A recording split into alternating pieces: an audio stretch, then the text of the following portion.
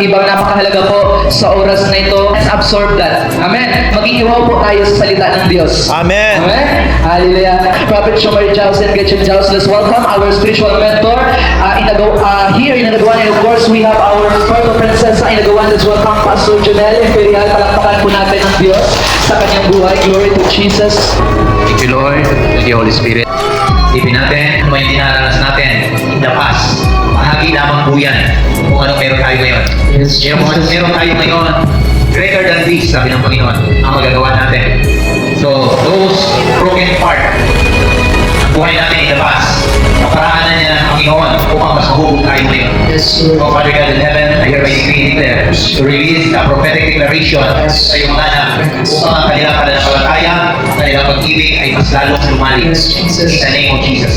At habang nabubuhay kami, as we go on this life, Yes, in the name of Jesus, Yes, Jesus. as a servant of the Lord, I release the anointing of peace. Receive it.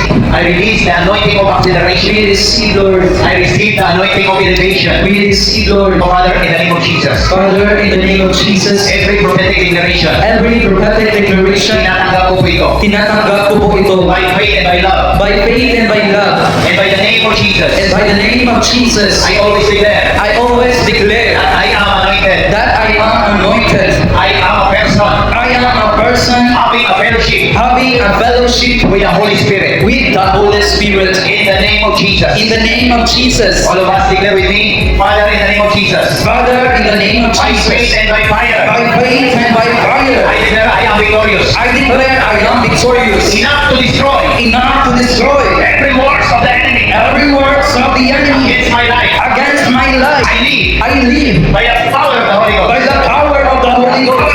Power Beyond measure. beyond measure. In the name of Jesus. In the name of Jesus. Salamat natin ang Diyos sa buhay. Hallelujah. Glory to Jesus. Okay, sa Bisaya ang suot ng palakpak. Hallelujah. At marin ako, thank you Jesus. Thank you, Jesus. Praise the Lord. Praise the Lord. Salamat natin ang Diyos sa buhay. Amen. Tandaan natin, by faith and by love, 2,000 years ago, yung sakripisyo ni Jesus, hanggang ngayon, buhay na buhay. Amen. Amen. Ibig sabihin, totoo yung salita ng Panginoon. Na ang salita niya, hindi pwedeng mabura. Amen. Mabawi man ang bundok ito, pero ang kanyang salita, hindi pwedeng mabura yan pa. That's why, kung mag-invest tayo in eternity, amen. Amen. The reason bakit tayo decree ba, bakit tayo decree na para magamit ito, para ang salita ng Panginoon, lumabas sa ating dinig. Amen. Ginagamit ang ating decree na upang ang ating pananampalataya ay mas lalong lumago. Amen. Sabi sa Romans chapter 3 verse 17, faith comes from hearing, hindi listening. Kasi maraming nag-listen dito, pero hindi nag-hear. Kaya faith comes from hearing, and hearing from the word of God. Hindi ka mabubuhay sa mundong ito kung wala pananampalataya. Amen. Ang bangkong ito, hindi mo makikita dyan ang bangko kung walang pananampalataya. Ang gumawa nito, merong pananampalataya. Amen. Kaya hindi ko sabihin pa, every physical manifestation is a product of faith. Amen. Kapag sa mga huling panahon, many will be deceived. Marami ang manilila. That's why, nandito tayo sa Diao, ang dinideklara natin, enlightenment. Amen. Amen. Bisa na nanalangin tayo, balik ang declaration, Lord, save me. Matagal ka ng save 2,000 years ago. Once na tinatawag mo si Jesus, save ka na. Ang kailangan natin, Lord, give me enlightenment. Kasi habang nabubuhay tayo sa mundo, ibabaw na to. Habang nandito ka sa inanuan, ang kailangan mo enlightenment. Amen. Dahil kung walang enlightenment, the doctrine of the devil will come to you. Marami ang unaware sa doctrine of the devil. At marami din mga Kristiyano na kung saan hindi makasundo. It is because nakapasok yung tinatawag na doctrine of the devil. Amen. Ibig sabihin, minsan, inaalaw natin.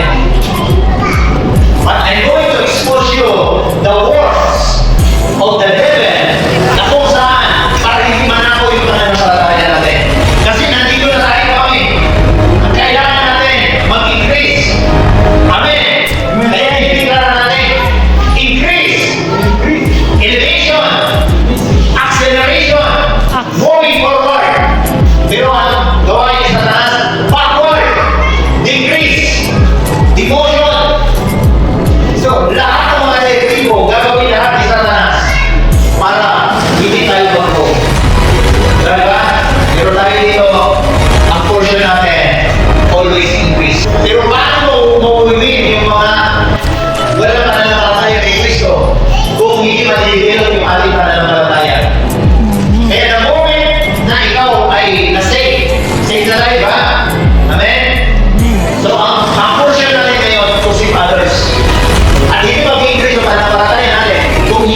i-extend yung sarili natin sa iba. Kaya stop praying, Lord, kung pinanalangin natin, Mark, Lord, gusto ko magkaroon na cellphone. Wala pang natapos yung 2025, nagkaroon na dalawa cellphone. Wala pa natin si Lord. Hallelujah. So, every miracle and testimony na receive natin, kailangan mag-portrait yan si Jesus. Romans chapter 14, verse 14. Ngunit kung ang sino man ay naniniwalang marumi ang anumang bagay, marumi nga iyon sa kanya. Ang sino man naniniwala marumi ang sa bagay, marumi sa kanya. Pag sinabi mo, huwag kang kumain ng baboy, marumi yan.